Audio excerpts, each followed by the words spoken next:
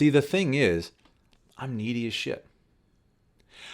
That's not going to change, nor do I particularly want it to change.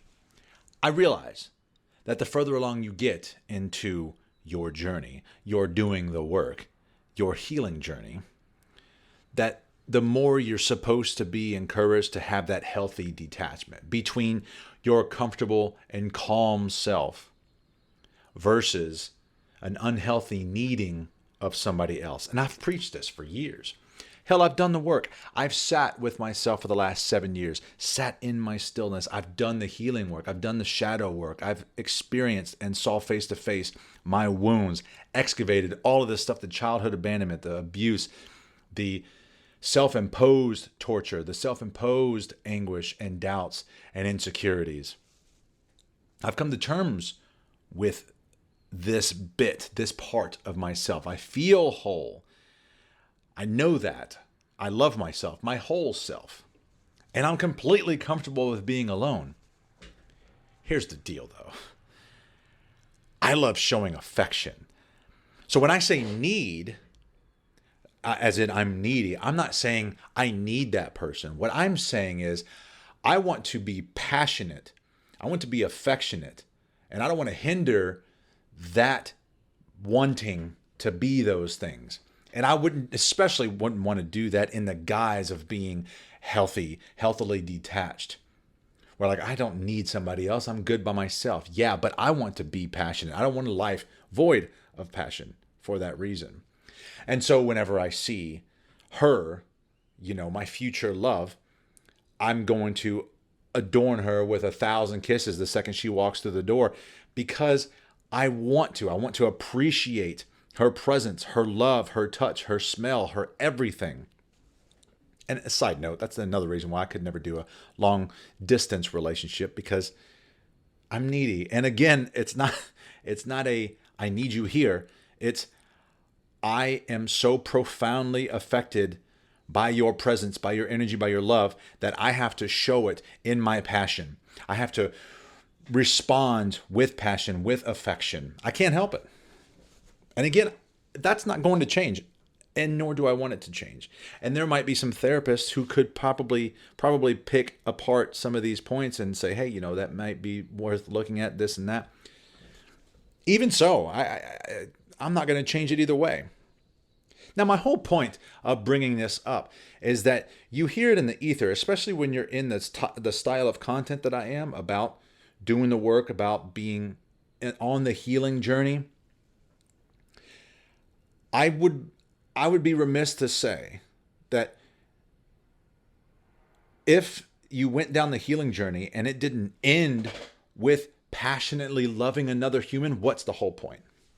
What's the whole point of the healing journey if it does not end with the passionate connection that you have with somebody else? Of course, yourself. Let's start there.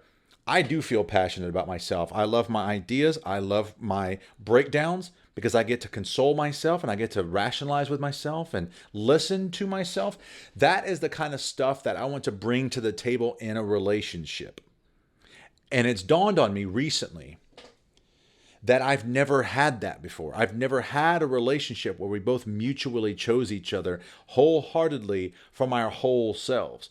Because the vast majority of my past relationships, albeit affectionate, the vast majority of them were devoid of that true whole connection because of me. Because I was never in love and whole myself. There was a lot of my shadow side that I had not yet reckoned with.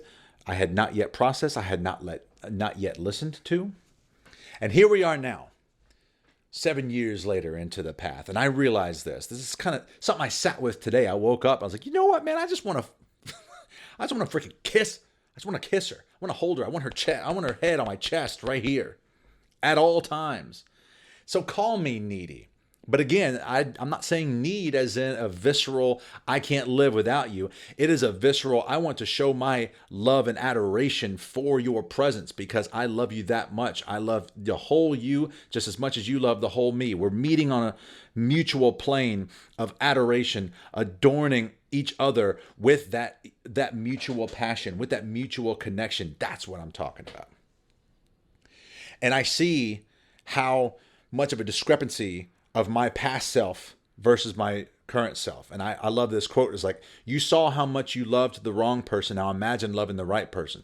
Granted, my wrong persons in the past, to me, now this is my point of view, they didn't do anything wrong. They tried their best. They tried their best to love me. They tried their best to love a man who was not whole within himself. But the love and adoration I gave them at the time, I can only imagine what it's like with a person who is really it for me. I've also resigned myself to accept that it may never happen. I may never meet this woman. And you know what? That's okay. I'd rather go down in the pursuit of that fiery, passionate connection from our whole selves than be alone within a relationship with the wrong person. And that I believe, and I will scream from the rooftops till the day I die, I will firmly stand on business on that one aspect. So where does that leave me right now? Ranting just to this camera here about the idea of being passionate with somebody. And like I mentioned a while ago, the therapist might be able to pick apart some stuff, but that's one of those things I don't want to change. I don't want to lose myself. One of my favorite parts about myself is my passion and affectionate nature. Now, again, I'm not exactly sure where that's going to lead, but I do know that with this love I have for myself, my whole self, it's going to radiate in such a way where the other person, the other counterpart, the soulful counterpart can receive it, can visualize it, can see it, can feel it, but also receive it. And that was one of the biggest issues in my past, in all of my past relationships, is that I had such an issue trying to receive that love because they loved me very much. And that's what I'm saying. Even in those times, I was still passionate and affectionate enough to show that physical adoration, show that warmth and that bonding together. Now, when I have this whole love of myself, that is what remains to be seen. That's what remains to be seen with a future connection, with a future partner that I am totally stoked about. And I don't want to diminish that by saying, hell, it may never happen. I mean, it may never happen. I get that. But I don't want to diminish it. I'm going to keep hope. I'm going to hold it fast in my heart that this can and will exist. And when it does, I can't wait to be needy. I don't know how else to say it. I can't wait to be needy. This makes me so happy just to envision. It's just a daydream about this brings me an unspeakable joy. Because I know that love exists out there because I am that love. I am that passion, that adoration, that affection. So I know it exists out there for me.